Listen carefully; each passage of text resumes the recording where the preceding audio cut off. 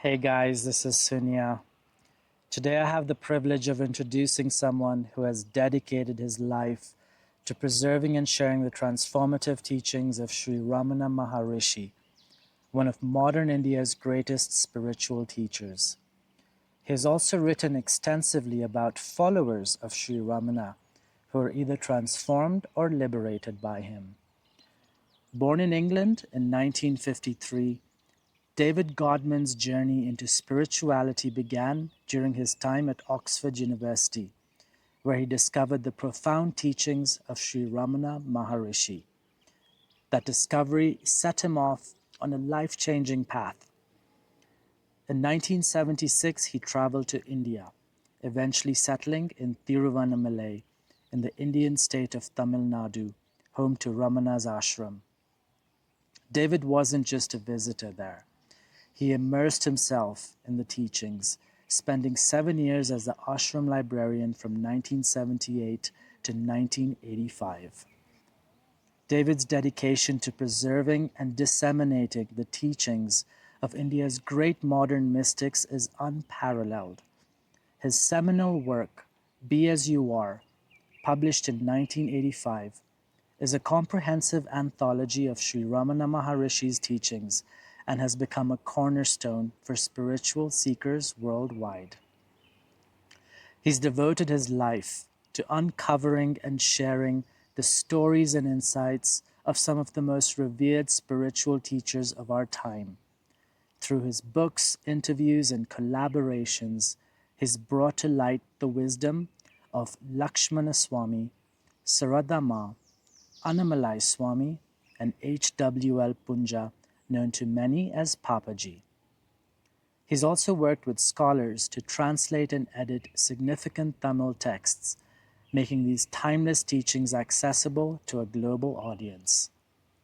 Few people have done more to bridge the gap between the ancient spiritual heritage of India and the modern world.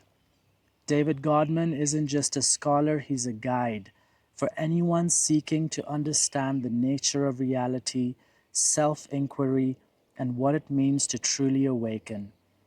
Whether you're a lifelong seeker or just starting to explore these ideas, David's depth of knowledge and clarity of thought will leave you inspired and wanting more.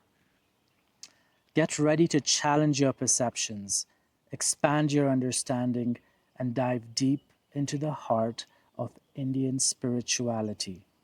This is a conversation you do not want to miss. David, hello. I feel so thankful to be sitting in front of you right now. You've had the most remarkable journey, and you continue to have a really remarkable journey documenting the lives and wisdom of some of modern India's greatest sages and mystics, in particular the teachings of Bhagwan Sri Ramana Maharishi. I can't wait to get into the nuggets of wisdom that we can all apply in our modern lives today from Sri Ramana Maharishi, especially his process of self-inquiry, which I think is so relevant today. But I'd love to first get to know you and the decisions you made. You decided to move to India in the 70s. It was a big step. I'm curious to know what led to that. What was happening in your life prior to making such a big decision? I was studying in the UK, Oxford University, and there was a great compulsion to find out more about various, shall we say, Eastern religions, non-orthodox ones from a British point of view. And we had a very good bookstore, and I used to go there every week and spend far too much money buying a very eclectic range of books, Buddhism, Sufism, anything that looked interesting. And I was fired up, I was very enthusiastic. And then, I'll say, when I read these books, the general effect was excitement, and they'd fan the flames of my curiosity to find out more. So I'd go back next time I had some cash and buy some more books. And then one day I was there, and this book almost literally fell into my hands.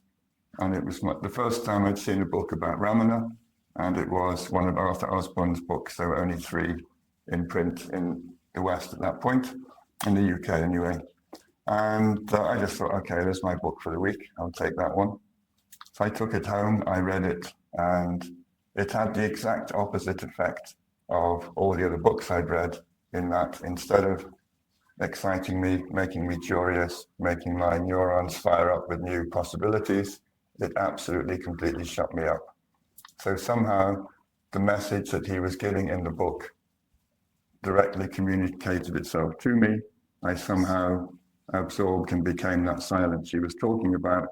And not only that, there was just a general feeling that what he was saying was not merely an answer to the questions that were raised in the book. It was such a complete system. They were answers to any possible question that anybody could ever raise. But at that point, I'd stopped looking for answers. What was happening was that my brain had shut down. There was just a general thought-free feeling of peace and silence, simply by absorbing those words and somehow getting a taste of the essence of what those words were saying. So I didn't have to practice or do anything, just directly those words somehow touched a place inside me.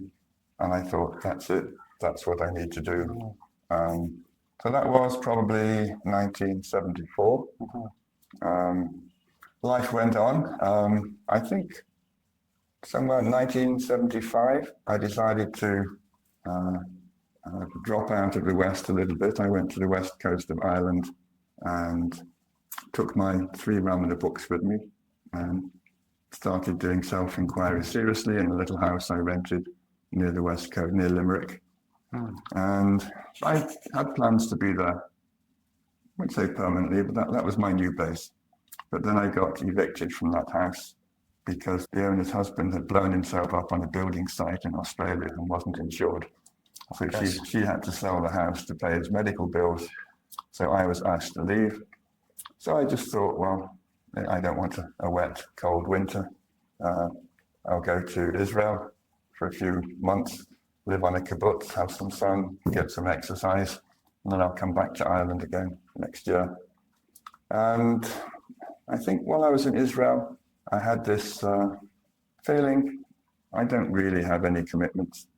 Let me take a quick detour and go to India and visit the place of this man who moved me so intensely, who brought me to silence and whose teachings I'm now practicing in this little farmhouse in Ireland. I wasn't well off. I did my sums. I worked out what I would need to get to India. I had to go back to the UK first, sort some things out. And I realized I was about £200 short of what I needed to go to India. So I just made a mental note. If £200 drops into my lap, then I'm off to India, and if it doesn't, it won't happen. And then about 2 or 3 days later, I got a letter from my dead grandmother's lawyer saying they'd found some extra shares that nobody knew about, and they were divided 8 ways between the 8 grandchildren, and my share was £200. So I thought, okay, that's a sign I'm off to India. So I came on that trip. This was 1976. I'd been here as a tourist in 1972 and loved it. But this was my trip to Ramanashram in 1976. I came, I arrived, and I think fairly quickly I realized this was the place I wanted to be. I didn't really want to go back. So I think there was a turning point when I realized that I didn't need to go home, that this was home. And at that point, my orientation to the world changed. I wasn't a visitor here. This was my place, my center of gravity, my home. So I stayed here and I've been here ever since. Wow, incredible. And I read that along this time while you were in India, there were a few living gurus that you spent a lot of time with, either as a guru-devotee relationship, and you also worked alongside them. Some of the names I got were Punjaji, Nisargadatta Maharaj, Lakshmana Swamy, Muruganar. Let's tick these off chronologically, it makes more sense. Okay. So I came in 1976. Yeah.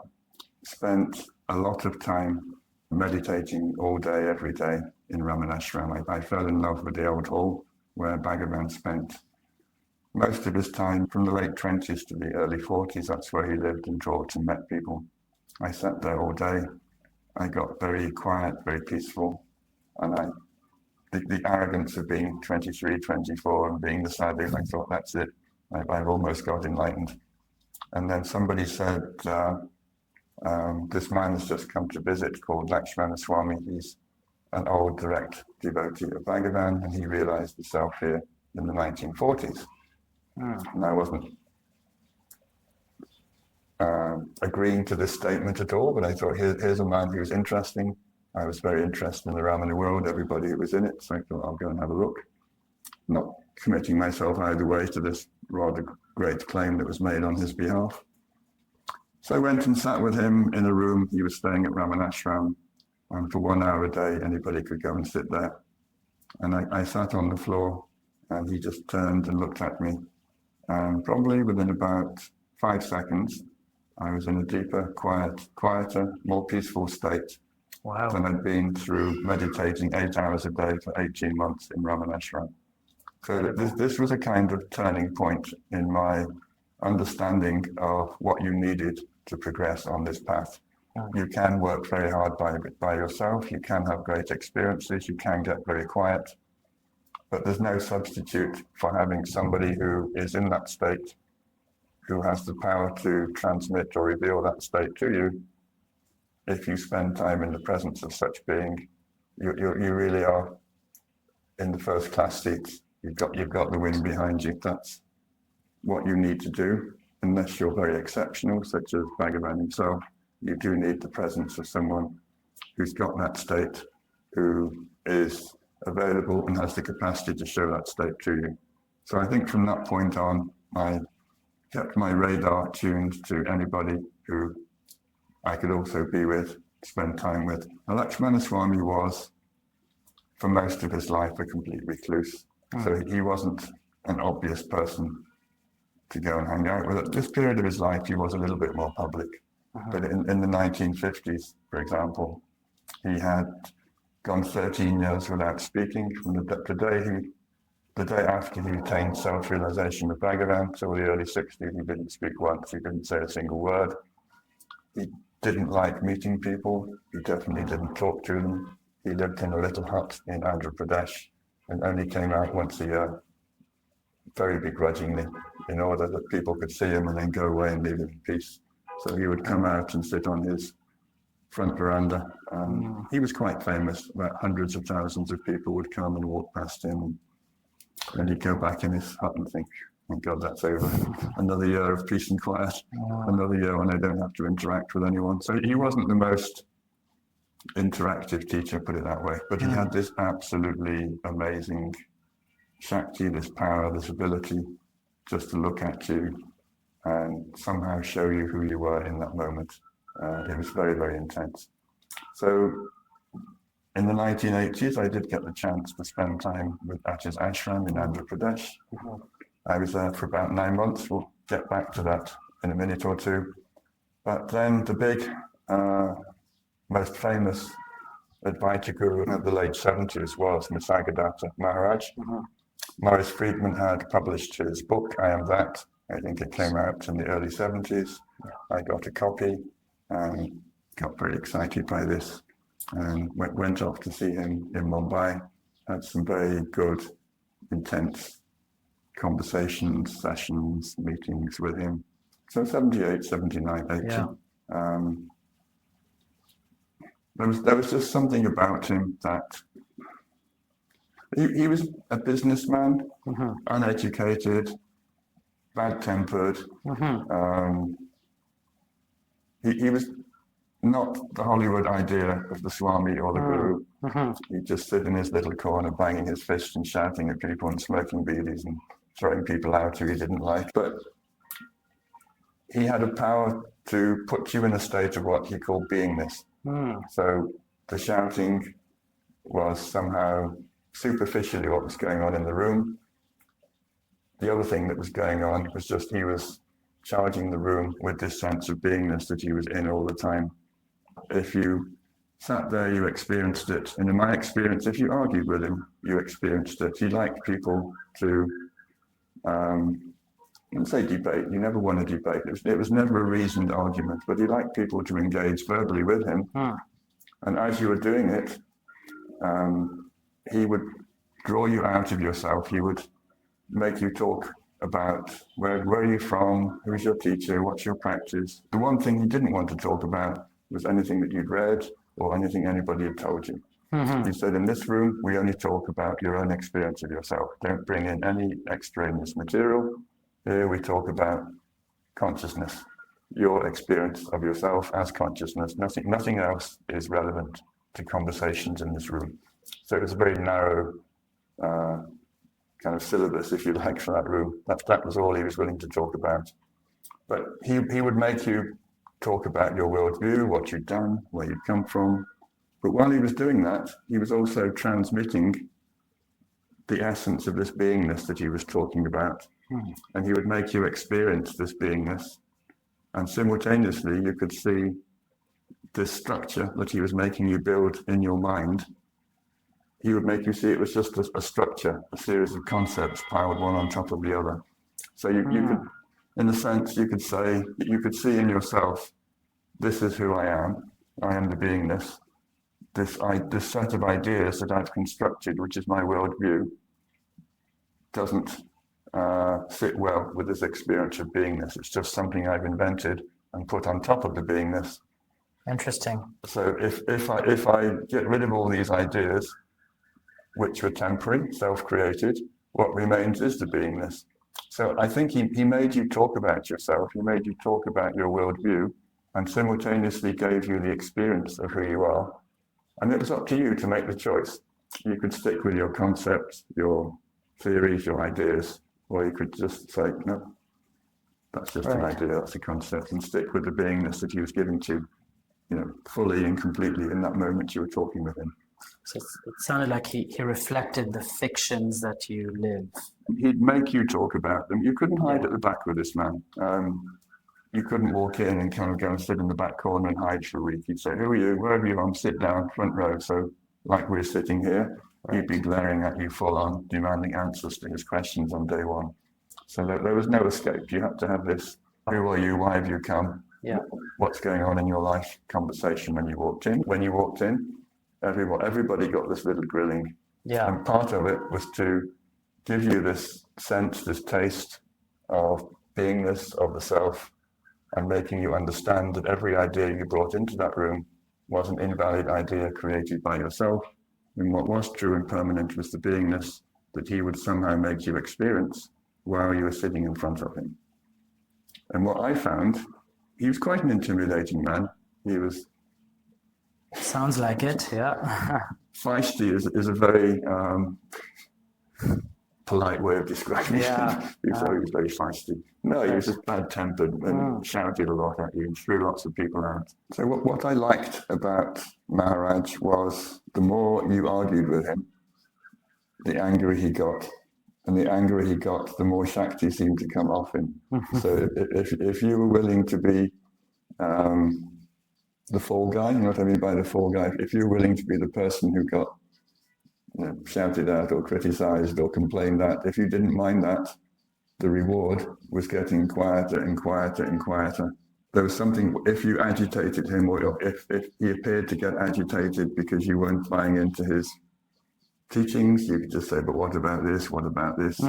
He would get more and more fired up. He had a great impulse to communicate knowledge of the self.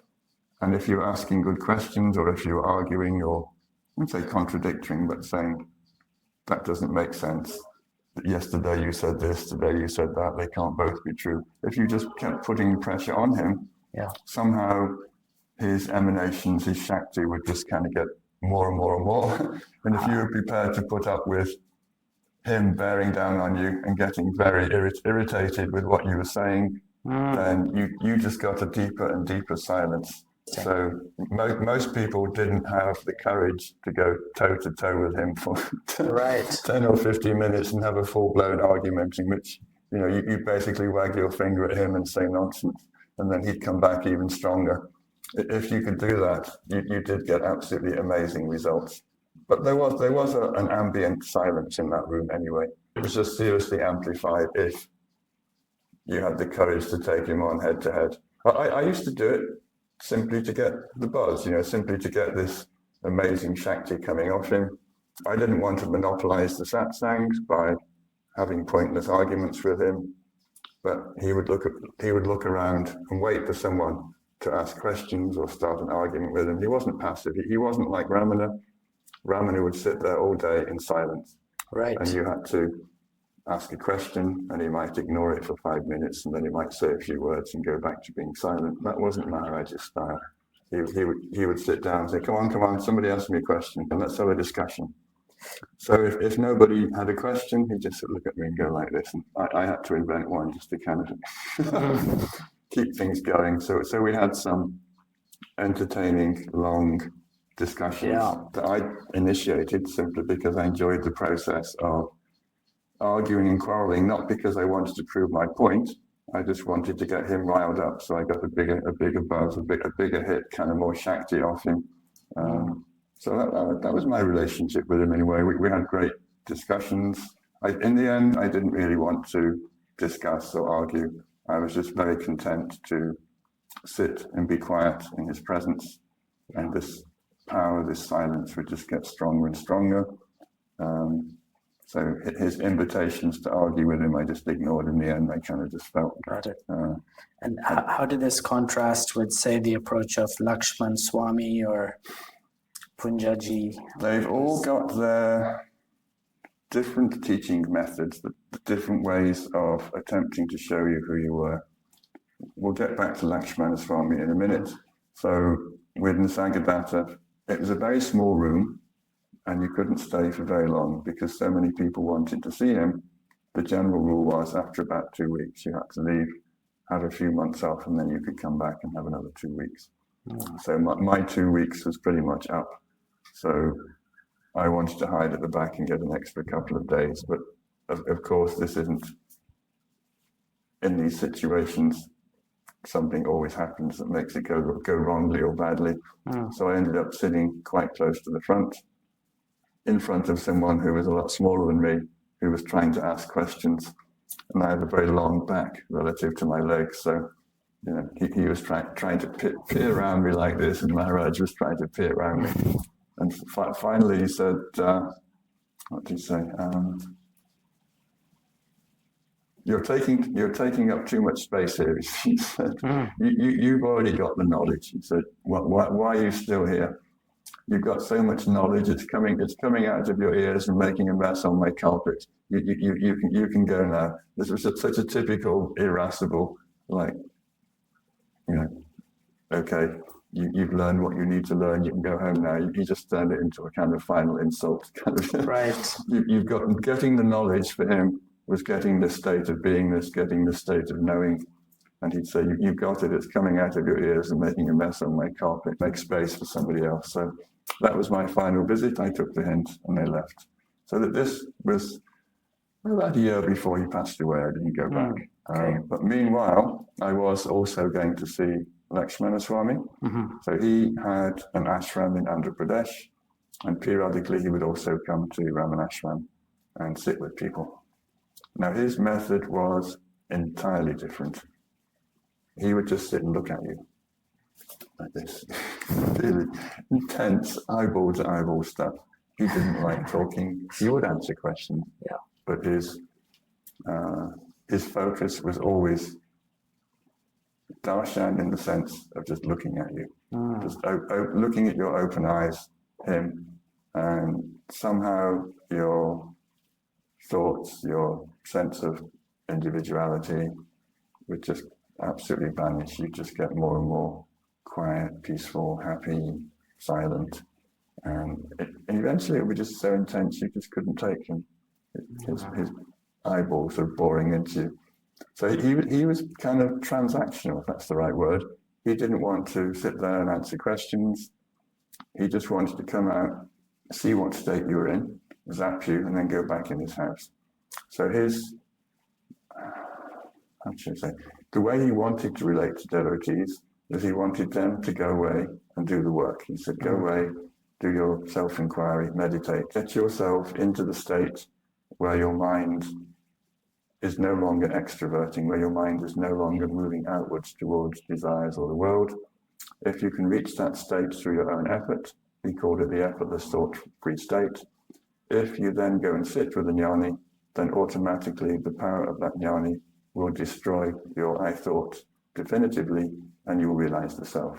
And the jnani is a realized being? It's a realized being. Okay. So what he was saying, he was compartmentalizing the roles and responsibilities of the devotees and the guru. He said, I can't do it for you, but if you reach this particular state of, he called the effortless thought-free state, if your mind is no longer extroverting, no longer rising, go and sit with somebody who's in that state. And he said, it won't be my choice or anybody else's choice. If you turn up in that state, automatically the realization will happen. Your I will go back to its source and it will be destroyed there and it will never rise again. It's the ego. It's the sense of being an individual person, individuality itself. So that's what happened with him and Ramana in 1949. And if you want me to tell that, I can. That's a good story. Yeah, sure. Let's hear about it. Okay. Yeah. So he was a young man in Andhra Pradesh. This is Lakshmana Swamy. Lakshmana Swamy, okay. He wanted a guru very badly. He'd been doing various yogic exercises and had attained a temporary experience of the self through yogic breathing, but he couldn't hold on to it. So he realized he needed a guru. He heard about Bhagavan through his college lecturer. His college English professor was a devotee of Bhagavan who used to come here quite a lot. So he gave a lecture, which Lakshmana Swamy said, I was too far away. I was just passing past a doorway and I could hear my teacher talking. There was a picture of this man on the wall. And all I heard was Ramana Maharishi. I was too far away to hear anything else. But then on the way home, back to my house on the station platform, there was a little Ramana Maharishi book on sale on the platform, which I bought. I opened it, and he said there was one verse that Ramana himself had written, and he said instantly it somehow burned itself into my consciousness. I didn't have to remember it or make any attempt to have it there. It just automatically lodged there and it stayed there. And he said, this is the man for me, I must go. Long story short, he turned up. Bhagavan in those days was staying in a little room that was next to what they call the new hall. He was quite old and quite debilitated at this point. So he'd moved into a room that was quite close to the new hall. And he used to walk maybe 10 meters from there to the stone sofa with the statue of that place at Ramanashram. And one of his scheduled darshan times was 3 o'clock in the afternoon. So on Lakshmana Swamy's second day, Bhagavan was walking from this little temporary accommodation he was in to the new hall. He stopped, he saw Lakshmana Swamy, they greeted each other, they had a long look at each other. So Bhagavan definitely spotted him. And I think he saw that Lakshmana Swamy had reached by himself the state that Lakshmana Swamy was talking about, the effortless thought-free state, and knew that he was ready for this final experience. He didn't say anything. He went inside, he sat on his sofa, but then he turned to Muruganar, whose name is on your list somewhere, we'll talk about him later, and pointed to Lakshmana Swamy, who was sitting outside the main door with his back to a pillar, just looking in through the door. He wasn't even in the same room. So Muruganar got up and came and sat next to him. And I think Bhagavan sent him there because he knew that something spiritually spectacular was going to happen, and possibly also physically debilitating. So he just needed a minder. He needed somebody to look after him. And he wasn't looking at him. He wasn't doing anything. He just knew that the proximity, the presence would be enough to put this man into this final state. He just knew that he was so mature, so advanced. All he had to do was sit there for long enough. So Lakshmana Swamy said, I closed my eyes. I started repeating Bhagavan's name. He was doing that as a japa. He wasn't really doing self-inquiry. He knew about self-inquiry, but he wasn't practicing it. But then he said spontaneously the phrase, who am I, appeared inside me. And as an answer to that question, he said, my I thought went down into the heart center, which Bhagavan said was on the right side of the chest. And he said, for a few seconds, inside him, he could see this bright, shining image of Bhagavan inside his heart center, smiling at him. And then he said the light of the picture went out, and the I thought went out with it. He said that was the definitive ending of his I thought, his sense of individuality. And when I talked to him about that, he said, the I thought never arose or functioned in me again. So that was all it needed. Then the face disappeared, the I disappeared, and it was completely destroyed in the self and never rose in him again.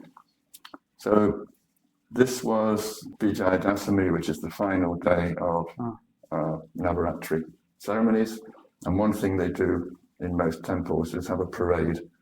They put the goddess on a palanquin and they take it all around the temple multiple times.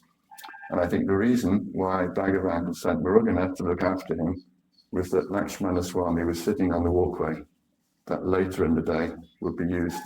And like Muruganar, as Bhagavan's most famous, most respected devotee, had the authority to say, don't move this boy. Bhagavan sent me here to look after him. You'll just have to walk around him every time you go around the temple. Wow. So the Vijayadasami procession skirted around him multiple times, and he was there for maybe 7 or 8 hours, absolutely paralyzed by the bliss of the self, from having realized the self in Bhagavan's presence through his power, through his grace. And Muruganar acted as a kind of minder, babysitter for this whole period. Then he went back to his dormitory in the ashram. The next day he turned up and wrote a little note for Bhagavan that said, in your presence and through the quest, I have realized the self. Very, very bold claim. And the attendant looked at it and saw another young kid showing up, gave it to Bhagavan, and Bhagavan read it and looked at Lakshmana Swamy. And the attendant said, I could just see from the way Bhagavan's face just lit up into this kind of 1,000-watt smile as they just looked at each other for a while. The boy's claim was genuine, and that Bhagavan was accepting the claim as genuine. And then Bhagavan said, where are you from? And Lakshmana Swamy said, Guru. And Bhagavan said, that's in Nellore district, isn't it? And he said, yes. And that's the only conversation they ever had. Where are you from? Which town? Which district? And from that moment on, he didn't speak for 13 years. Wow. So I said, why not? And he said, there's absolutely nothing you can say about this state or this experience which is true. However you try to do it, it's not the truth of what you've experienced. Whatever you say, people won't understand it or they'll misunderstand it. I had no inclination to speak because what I had experienced, wasn't expressible in words. So there was no compulsion to communicate it or speak about it to anyone else. I just couldn't. Yeah. And even if I could, I thought, what's the point? You can't talk about this state. It's absolutely ineffable. You can't describe it or tell anybody else what it's like. So that was Lakshmana Swamy. Yeah. So he ended up being a complete recluse all through the 50s, 60s. And as I said, his method wasn't like Maharaj. It wasn't arguing, discussing, fighting, banging his fists. Maharaj used to bang his fists like this and shout, Kalpana, like concept, kind of whatever you said. He would just sit and look at you. He wanted you to go away and do the work, to turn up when you've done your work in a state that you were so pure, so mature, that you could actually have the final execution of blow from the jnani. So he didn't want long relationships. He didn't want to have daily satsangs, hang out with people, have conversations. So you go off, you do the work. When you've done that work, come and sit with me or anybody else who's in that state. And then in that moment, you too will get that final experience. But it's up to you to bring yourself to that state where the power of the Guru is empowered to take that final step and destroy you. Amazing.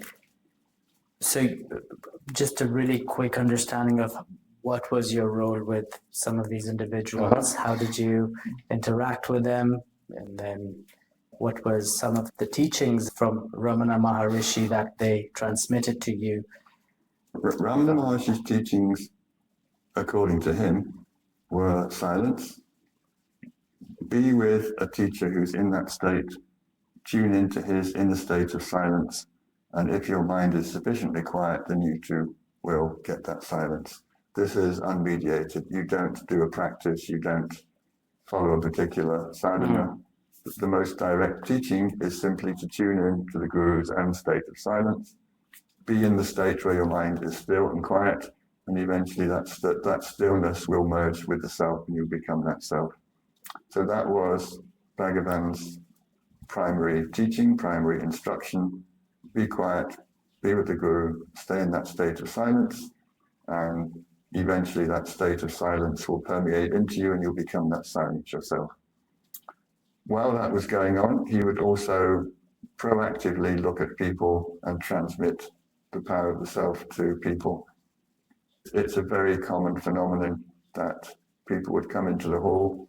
There would be a great ambient silence, a great ambient peace in the hall, created by Bhagavan's self-abidance, by his permanent state of being in the self.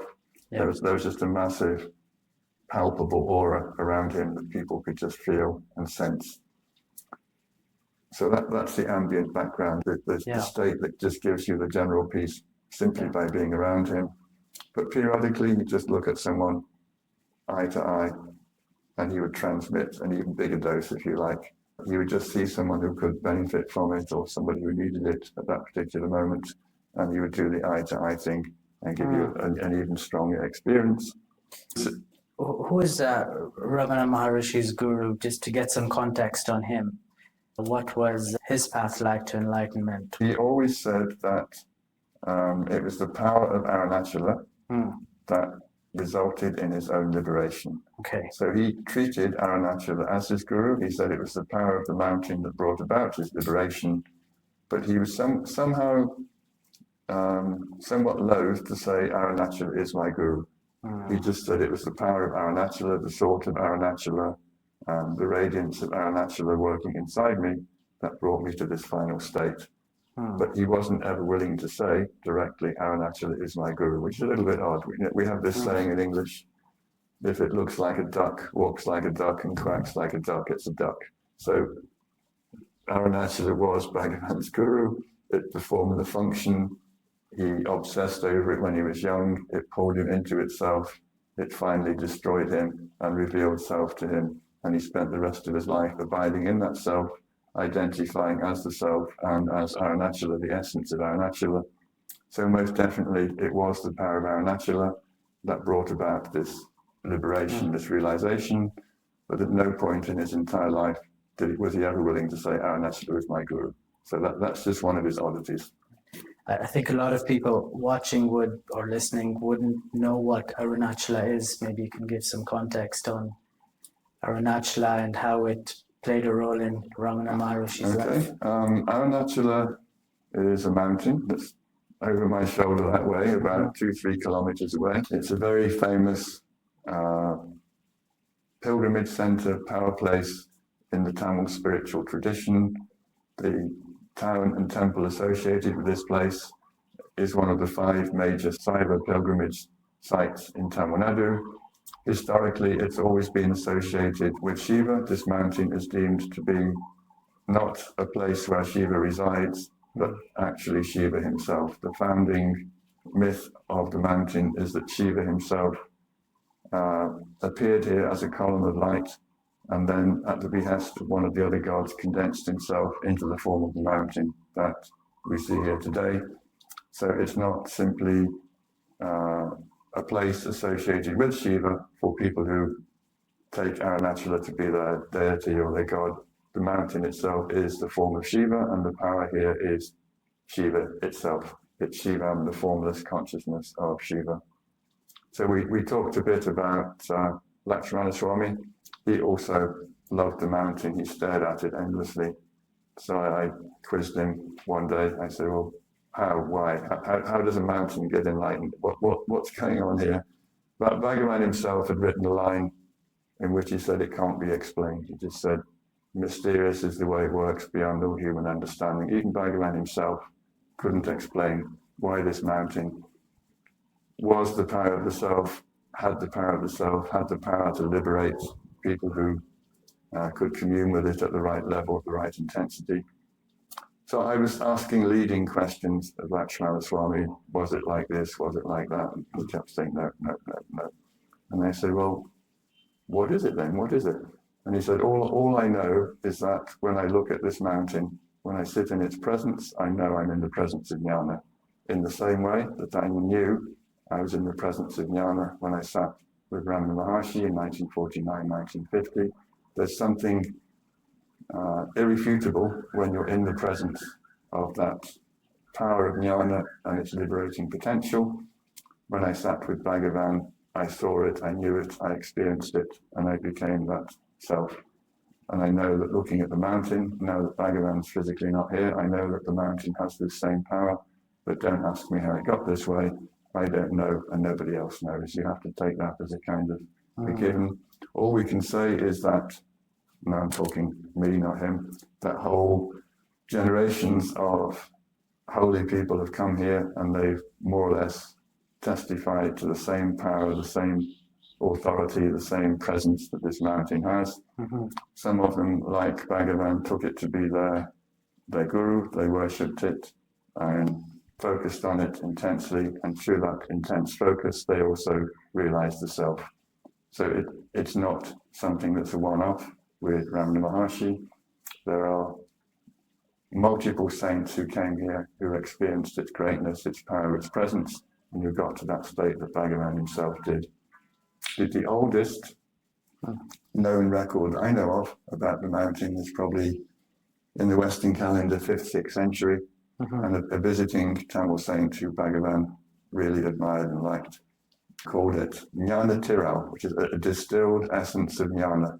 It's like in the same way, the original myth is that the column of light solidified itself, became more dense in the form of the mountain. So Jnana Sambandha had this phrase which means it's a condensed or distilled form of jnana. So that there's something about this mountain which has a distillation of the power of the unmanifest self in its form, and that if you can relate to that form or the formlessness, which is its essence, then you too can become that form, you can become that essence. That's its power, and that's why it's so justly famous in this part of the world. It has the power to bestow liberation if you have the right attitude towards it, if you can think about it, if you can surrender to it. In the same way that a human guru might have that power, Arunachala also has that power, and if you can tune into its essence, then you get the same result. So Bhagavan did it. He said in his childhood, the same poem I told you about when he said, nobody can understand what it's all about. The next line he says, from my very early childhood, the greatness of Arunachala was shining inside me. So he didn't need to be told by his parents, he didn't read it. He just knew instinctively, innately, that this thing called Arunachala was the greatest possible imaginable thing. At the time, he said, I just thought it was some heavenly realm or some god, and that this was the greatest form of God or the greatest, holiest place. And he said, beyond that, I had no knowledge, no imagination of what it might be, but it caught me at a very early age. And my attention was brought towards it, attracted to it again and again throughout my childhood. I kept going back, it kept pulling me in more and more. And at the age of 16, there was a culminating experience in which he felt that he was going to die. I think what was happening is that his continuous thoughts about Arunachala had attenuated his mind, his ego, his sense of I, so completely, his I thought was about to vanish. He was tuning into this and feeling a physical death was imminent. So his first awareness of the process, I think his I was slowly withdrawing into the self, and it was on its way out. It was about to die, and he just felt this sense of imminent death. So he said he was lying in a room in an uncle's house in Madurai, and very calmly he just said, "What is it that's going to die? What's this thing inside me that I call I? What will remain and what will go at physical death?" He had this very quite complex philosophical examination, but he said in just a fraction of a second, in a way, there was a looking at what was this I that he always identified with. Where was it going? Was it the body? If the body died, what would remain? And he wrote this line that said, inquiring within, who is the seer? I saw that seer disappear, leaving that which is always there. So that was the only time he ever wrote about his self-realization. He framed it as looking inside, who is this thing, or what is this thing inside me which sees? And looking at it very intently, he said it disappeared. And that question, that disappearance, was the basis of all his subsequent practical teachings. That's what worked with him, and that's what he taught everybody else to do. So by looking intently at the rising I, which takes itself to be the body, which takes itself to be the mind, which sees things external to itself, he said, if you look at it intently, it will go back to its origin, which is the self. It will vanish, and then you'll know who you really are, and there won't be any more individuality. So that's what happened to him when he was 16. But what that day was the culmination of over a decade of intense tuning in to the power of Arunachala, the grace, the power that came off this mountain, and it culminated in this experience in Madurai, in which just once, like Lakshmana Swamy, he said, who is this I that sees? He challenged the I went back to its source, and it vanished, and it never came back again. That was the full realization for him.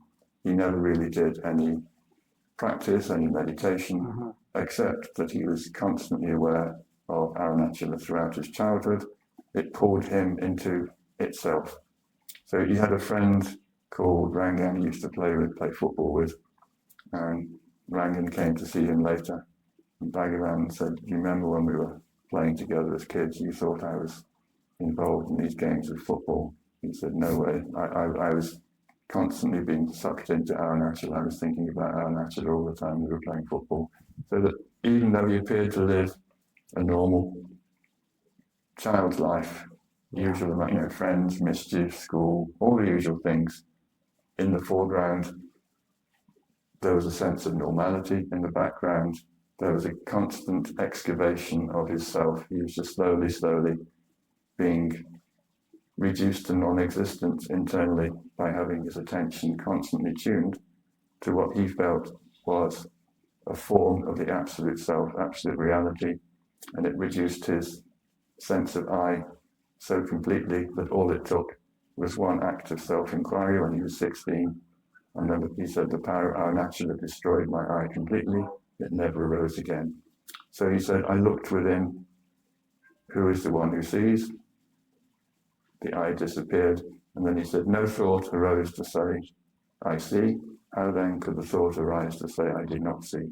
So for him, liberation wasn't something blissful. It wasn't some extended state of samadhi. It was simply the definitive disappearance of an internal observer who saw something external to himself. So he said, once this idea that there's somebody inside the body who sees a world external to the body, once that vanishes, that's it. That's the end of all spiritual practice. Incredible. When we talk about Ramana Maharishi, this process of self-inquiry is very unique to him, and it's just fundamental to what his teachings have been. When you think of the process and how it can be applied in our daily life as an individual living the life of a workman at a job, raising a family, outside of the meditative practice, is there any sort of application of self-inquiry in your daily tasks and how you operate in your everyday life? Bhagavan didn't encourage walling off spiritual practice as a separate compartment in your life. He said, don't go into another room, sit on the floor, close your eyes, do your meditation, then say, okay, practice is over, I'll go back to the world. He didn't like that. He said, you don't even have to sit cross-legged and do it. In fact, he told Paul Brunton once, he said, sitting meditation is only for the merest of spiritual novices. He said, what you should try to do, what you should aspire to, is to have this sense throughout your daily life that there is an I inside you, which is thinking thoughts, perceiving perceptions, to note what it's doing, and instead of letting it run away with trains of thought, look at what it's doing, be aware that there's a thinker of the thought, a perceiver of the perceptions, and transfer attention from the things that the mind is thinking about or perceiving and put it back on the I sense, which is coordinating all those perceptions and thoughts. He said, try to do that as often as you can in your daily life. Even the most advanced people I spoke to said they found this really, really difficult. But then what Bhagavan would say is that if you have a job or responsibilities, married, 2 kids, whatever, you've got to put time into your family, you've got to put time into your job. He said, don't skimp on whatever obligations destiny has given you. If you're in the world, support your family, look after them properly. If you've got a job, then put your intellect on that job. If it's a mind job, do it fully, do it properly, but don't waste your spare time. He said, people come here and say, oh, I'm too busy for this. And I say, well, yeah, what happens when you're brushing your teeth in the bathroom? What happens when you're shopping? Everybody's got time when they're not required to use their mind. He said, in all of those times when you're not required to use your mind, he said, look at what's going on there. Watch how an I rises and collects thoughts and says, I am the thinker of this thought. I am the perceiver of this perception. This is a subconscious process. It doesn't happen every time, but you just look at yourself and you'll see this is what's going on. I can see 2 women over there. I can see you. And I say, I see these people. It's automatic. It's kind of a conclusion that my mind comes to. What Bhagavan is saying is frame this, that there's an internal I who is seeing something outside of the physical body as other, as objects. And he said, be aware that this I is there all the time collecting sensory input, collecting thoughts, and constructing a mind and a worldview on the basis of all this input. And he said, your sense of being an individual I is impossible to sustain if you're not identifying with thoughts about objects or perceptions that come up. So he said that this is the crucial fulcrum, if you like, the point that makes self-inquiry work, the way he recommended it. He said the I will rise and it will grab hold of thoughts, perceptions, ideas, feelings, and say, I have them, I'm experiencing, I want this, I'm suffering. He said, if you can disassociate this I from all the things it wants to play with, all the things it wants to pursue, all the things it wants to identify with, then it cannot exist in isolation by itself. It can only appear to exist when it's got a relationship with an object.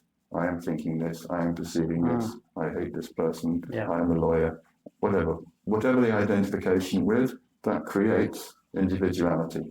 So he said this I will rise.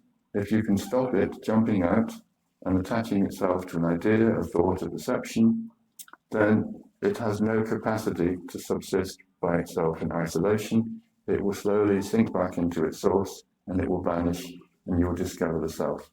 So he said that the whole process of self-inquiry is learning to not run after these thoughts, to disassociate yourself from them, to recognize that there is an internal I who registers all the thoughts, registers all the perceptions, to not let these associations and identifications happen, and then slowly, this I, which is absolutely bursting to do something in the world, to run after something, to play with something, to experience something. Once it doesn't have that possibility, once you've said, no, I'm not going there, no, I'm not going there, no, I'm not going there, I'm not following that thought, the I is just there by itself, and it's like a gear that's spinning, and it has nothing to measure it, nothing to carry on, and it just very, very slowly deflates. It goes back into its source and it disappears. So that's the process of self-inquiry. It's to disassociate the rising I from all the things it wants to play with or experience. And once that disassociation has happened, the I will just sink back into its source and disappear. Okay, so let me see if I can capture all of that, David. So an individual needs to get in touch with the idea or the fact that we all have a sense of I. We all have a false identity that is attached to various concepts that this I gathers and accumulates as it goes through life. These are an accumulation of experiences. It's a relationship to feeling or a relationship to others around them. And all this creates what we may summarize as an ego. And this is at the bottom of all of our life suffering. You don't observe the I. This is something that Bhagavan liked to stress. Okay. He said, if you put your attention on something as Yes. an object, Mhm. you perpetuate individuality. Okay. The I continues to exist so long as it's got something to look at. So witnessing, observing makes it stronger. Okay. So what Bhagavan is saying is that you have to try and be the I rather than make it an object that you go looking for. I think this is where most people usually go wrong when they try to do inquiry. Yeah. They close their eyes, they sort of put their internal radar, they put their telescope down and they think, where is this I that's causing me all this problem? Yeah. And that's, you're just inventing an object and trying to find it. It's like a children's game where you have an imaginary thing that you have to go and look for and find. He said, what you need to do is be aware of yourself as I, not to go and try and find it in a place or in a state. It's what you are right now. It's not something that you become. It's not something you find or discover. It's what you are right now. So in any search for the I is the one who's doing the searching. It's not the thing that you find. So you have to understand that I is always the subject. It's never the object. Yes, that's a very easy trap to fall into, isn't it? Yeah. And so when a human lives their life just in this state of consciousness, there's going to be certain superpowers that they accumulate. When I say superpowers, I mean they're able to navigate life a little bit better when they're pummeled with difficulties or when they encounter problems that others may react to with strong emotions. What are some of the benefits that the self-inquiry process or perspective brings? Arthur Osborne, who was the author of the first book I ever read on Bhagavan, a fellow Englishman from way back.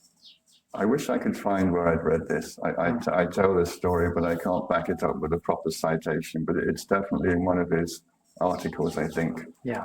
He said, if you do self-inquiry, there are only two possible outcomes. Either you get peaceful and happy or you get enlightened. There's no downside to doing it. It's a technique that either gives you quietness or it gives you liberation. I think that's an unduly optimistic summary of the possible outcomes, because in a lot of people, simply starting to look at this sense of I, starting to be aware of it, starting to see how it manifests, churns up a lot of stuff inside. So it's not necessarily the case that you start to do it and you immediately get peaceful, blissful, happy. You might have a little honeymoon period when it does, but that is followed by a lot of buried subterranean stuff that kind of bubbles up, and you might start to think you're even worse than when you started. But that's just part of the process. Don't buy into it. Don't let it overwhelm you. Just continually be aware that something is registering these feelings, these sensations. Don't suppress them. Don't indulge them. Who's having the desires, having the fears, having the suffering. If you can continually revert attention to that entity inside you that says, I suffer, I experience, I want, I feel, then the power and the intensity of these thoughts and these feelings lessens to the point where they don't bother you anymore. And this is very unique to Ramana Maharishi's teachings. Is that right? Do we have any other teachers that talked about this process of? So self-inquiry is listed as a technique in many, many ancient texts, but I haven't come across anyone who described its practice in the way that Bhagavan did. So that the classic Vedantic method of doing self-inquiry is by affirmation and negation. So you would say, I am Brahman, I am the self, I am consciousness, I am not the mind, I am not the body. So you try to disassociate yourself with what you're not, or by repeated affirmations, you try to assert what you are. And the idea is eventually you lose your identification with what is not, and you somehow come into a knowing of what you are. So this is how traditional self-inquiry was normally prescribed for hundreds of years in the Vedanta tradition. Bhagavan tended to say that was mostly intellectual, that you don't get to the self by saying what it is and what it isn't. He said that just keeps the mind busy. It doesn't make the I go back to its source. It just creates a new identity for yourself. You start to buy into the idea, I am this particular concept that I've just put in my mind, and you build up a relationship with this concept you just put in your mind. He said that doesn't make the I disappear, it just, in some circumstances, makes it stronger. So what was unique about him was that he isolated the mechanism by which the I rises, joins on to thoughts, perceptions, and found what he said was an infallible method of making it go back to its source and disappear, not through indulgence, not through suppression, not through affirmation, not through negation, but by simple, steady, subjective abidance in this inner sense of I. He said that's the one thing that's going to take you home. So if you had to summarize, what does the sense of I do to us, and why are we trying to connect with the source that's below it? So the I is actually a thought, it's movement, it's activity. So out of the unmoving source, the real I, a moving I, it rises and it starts to oscillate. And as it rises, it discovers that the only way it can continue to appear to be separate from its source is by grabbing hold of ideas, perceptions, feelings.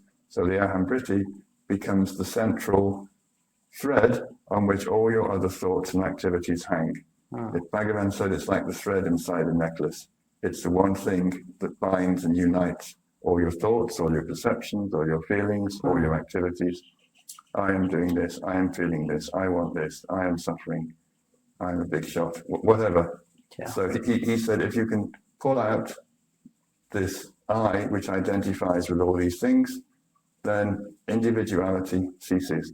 There's this Aham vritti, which is a movement of, or a kind of action which kind of vibrates and causes separation, individuality.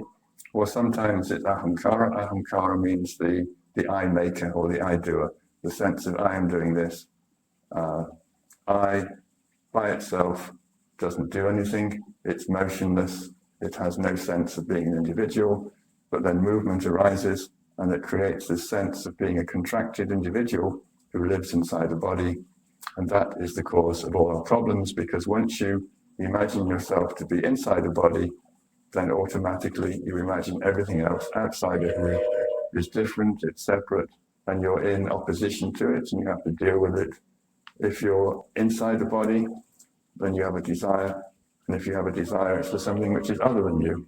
Whereas if you're only the self, if you're only consciousness, the idea that there is something separate from you that you can desire is non-existent, because the idea, I am contracted, is not there. So desires won't be there. Desires are always for things which are different from you, separate from you, which you don't already have. So once this idea of contraction, of being stuck in a limited form goes, then desire goes, suffering goes. It's this initial contraction which comes from a movement, the Aham vritti, that rises, connects with things, says, I want, I suffer, I need, I'm a little person who lives in a body. Once that goes, you're home free. It seems like it goes right to the source of separation, which is the source of, like you said, desires, our need for wanting more. It's the source of our pain, right? When we have an individual identity, it gets attacked, and that's essentially what causes so much suffering. And there's a line in one of Bhagavan's verses. He says, when the I rises, everything else rises with it. When the I subsides, everything goes back to its source. And this is meant in a very, very literal way. So what Bhagavan is saying is that the world that you see around you is actually a creation of this little I. So he says that the rising I somehow makes a world in the same way it makes a dream world at night. it creates a superstructure, a superimposition of an external world and plops it on top of reality, consciousness, Brahman. So everything that you see with this limited eye, he says, is your own creation. The word world in Sanskrit loka means that which is perceived. So the world isn't something that's out there permanently, always. In Indian philosophy, it's just what you perceive. It's the thing that you look at, the thing that you interact with. So if the perceiving eye is gone, the world itself also goes. There's nothing out there which gets perceived. So the rising of an eye creates a dreamlike projection, an enlargement of all your desires, and it puts this superimposed structure on what's already there, Brahman, pure consciousness, and makes you think that you live in a body and this external landscape which you've created out of your own desires is also out there as a real thing. So when Bhagavan says, when I rises, everything rises, when I subsides, everything subsides, he doesn't just mean you as an individual, he means the entire world structure that you've created for yourself out of your desires. You no longer see it, witness, you no longer feel you're in a world of interacting people. There's no time, there's no space. All this is an inflation of your desire to enjoy, your desire to experience. You create this massive projected dream universe for yourself. And when the eye subsides back into its source and disappears there, the whole show goes along with it. There's no more external world. There's no more things interacting people out there. You know yourself to be Brahman, you know yourself to be consciousness, and you recognize that not only did these things, they didn't just disappear, they were never there at all. Yeah. He said, you understand the true nature of reality is that none of this ever really happened except as an illusory projected dream, because you imagined yourself to be a person who lives in a body. This dream is a composition of what makes this I concept, right? We can only see what it is that we're made of, and what we're experiencing is a So he projection. said that the power of the self interacts with your desires in the same way that the light in a cinema projector goes through a film and creates a landscape that you see on a screen.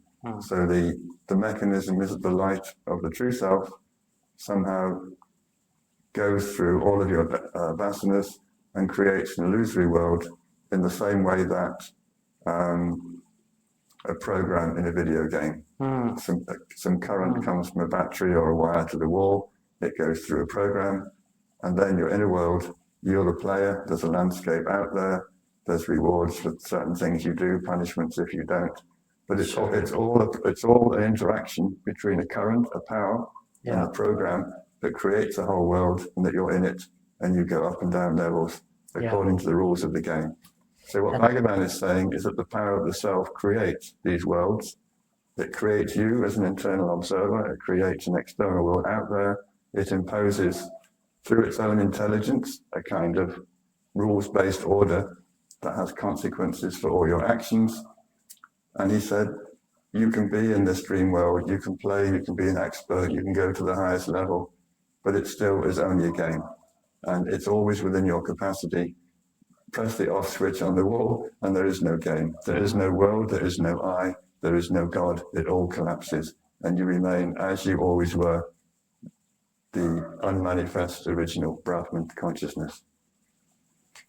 And this world that we all occupy and perceive, like you say, there's this underlying energy that shines through a programmed reality and it projects out. So the world that we experience is essentially a reflection of our own inner essence. I would say projection rather than reflection. Okay. The light of the self rises. Yeah. Bhagavan, in his verse, he calls it, Anu is like an atom. He calls it a dense black dot. And he said the light of the self passes through this dense black dot, which he explained were all your pending vasanas, all your desires, all the things that impel you to behave in a particular way. He said they are the cause of your continuing rebirths, your suffering, your desires. You have these unfulfilled desires. And he said the light of the self falls on them, refracts through them, creates this landscape that gives you the opportunity to indulge in yet more desires, to get into more trouble, to have more suffering, more enjoyment. But he said the mechanism is the light of the self falling on your desires, diffracting them into a whole universe. And he said there's an end to that. If there's no rising I, if there's nothing that wants to externalize, if there's nothing that wants to enjoy or suffer, then this mechanism can't function anymore. That there will be no rising I, because it has no desire to extrovert or put any attention on anything else. It will remain at its source and ultimately will vanish. And from that point on, there will be no individual creating an imagined world for itself. It's beautiful. Really great, David. I really appreciate that really detailed and enlightened explanation on how it is that what we perceive and what it is that we've experienced, the interrelationship of the world within and outside. Advaita, Vedanta, and a lot of the teachings of Ramana expound that. Papaji, we never got round to talking about Papaji, but he said the primary thing that gets you to your destination is an unassuageable hunger for reality or for a teacher or for the self. He said that's what you need, that's what gets you to your destination. He said you must have this I want this more than anything else attitude towards liberation, towards your practice, towards the self. And he said that unassuageable hunger manifests as a practice. So it's not the practice that gets you to the goal. It's not even the guru that gets you to the goal. He said there's this irresistible, unstoppable hunger. I must get this. I must find out. I must know this. So he always used to say, fan the flames of that desire for freedom, because it's that desire that ultimately will get you there. It will take you to the right people. It will take you to the right sanghas, to the right books, to the right teachers, to the right practice. But so long as you keep fanning the flames of that desire, you're moving in the right direction. And sooner or later it will happen in the right circumstances. Amazing, great, and being open to the signs that will lead you there. Thank you so much, David. It's been a really great conversation. Yeah. Thank you so much. And I'm sure this conversation will really inspire a lot of people to go deeper into the self-inquiry process and to learn more about Bhagwan Sri Ramana Maharishi. And all thanks to you, David. Thank you so much for taking the time and sharing so generously with us